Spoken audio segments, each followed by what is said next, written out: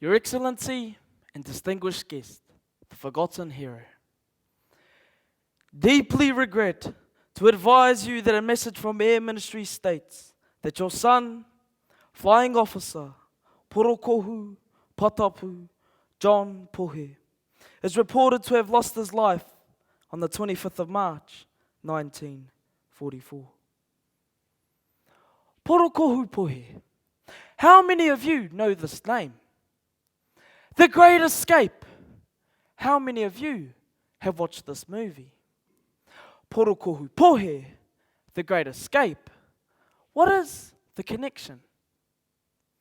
Well, Porokohu Pohe was in The Great Escape, not the movie, but the reality, on the 24th of March, 1944. I can proudly state that he is one of my koroua. He stands as one of Aotearoa's forgotten, not to me, heroes of the Second World War. To quote the great Suapira Ngata in support of the war effort in 1941, "We will lose some of the most promising of our young leaders, but we will gain the respect of our Pākehā brothers." And the Māori battalion marched to victory. But my koro didn't march because he was born to fly. He enlisted in September 39, 2 years before Ngata's oration to Māoridom. And Johnny Pohe, as he was known, became the first Māori in the Royal Air Force. A flying instructor in the RAF, the first Māori. Conducting missions over Germany, the first Māori. A recipient of several medals and mentioned in dispatches posthumously, Porokohu Pohe, Johnny, was a true descendant of Ngāti Rangi, the people of the sky. Born in Taihape on the family farm, educated at Te Aute College, from an early age, he was forever fascinated by flying and said, "Up there is the place to be, Bulla, up in the sky." Bulla was his whāngai brother. Bulla is still with us, and in October this year will be 100 years old. Johnny Pohe did the usual Kiwi things. Played rugby, strummed his guitar, helped his dad fence the paddocks in the holidays, and spent long summer days splashing around in the Rangitike River. After Te Aute, he returned to the farm and joined the Territorials. September 1939, the radio. "Attention, attention! Early this morning, the Prime Minister declared New Zealand are at war with Germany." 9 days later, Johnny Pohe enlisted at Levin Air Base. His journey had begun. He was introduced to flying school and for the next 6 months learned to fly.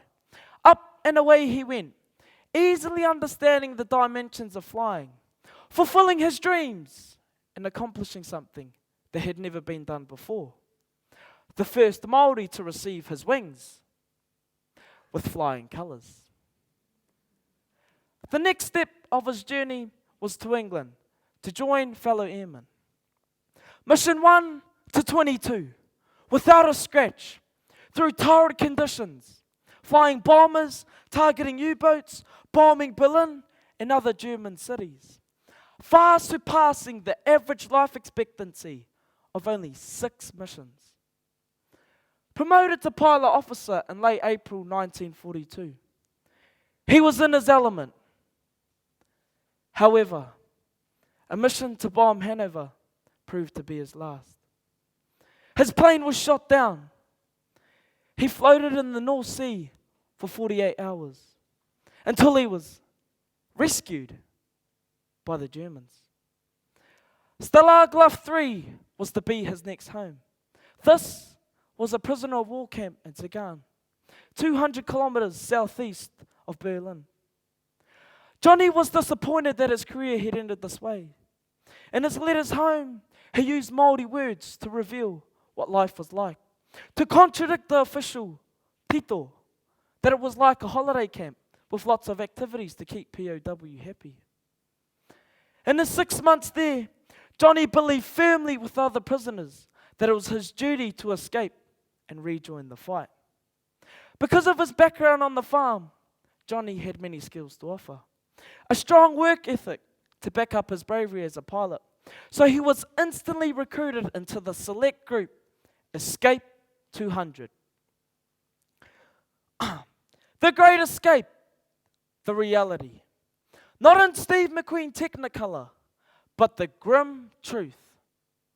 3 tunnels named Tom, Dick, and Harry were dug under the huts in the road. Johnny was rewarded for his work in digging the tunnels and was given the chance to escape through Harry. He wrote a letter home saying, "I am fairly convinced I will be home for Christmas." The escape was planned for the 24th of March. On that day, things went wrong right from the start. There was no light in the tunnel. A raid on Berlin had cut all electricity. So they crawled in total darkness to the end, only to find the escape hatch was frozen solid. Then, when they finally got out, they were 3 meters short of the fence line. However, 76 of the men got clear. Johnny and an Australian headed for the Balkan border. From then, the biggest manhunt ever was begun, with Hitler mobilizing 100,000 German soldiers and Gestapo to hunt them down. Johnny and several others were captured. They were driven out to the countryside to be executed. They were blindfolded. But Johnny removed his blindfold, and others followed suit.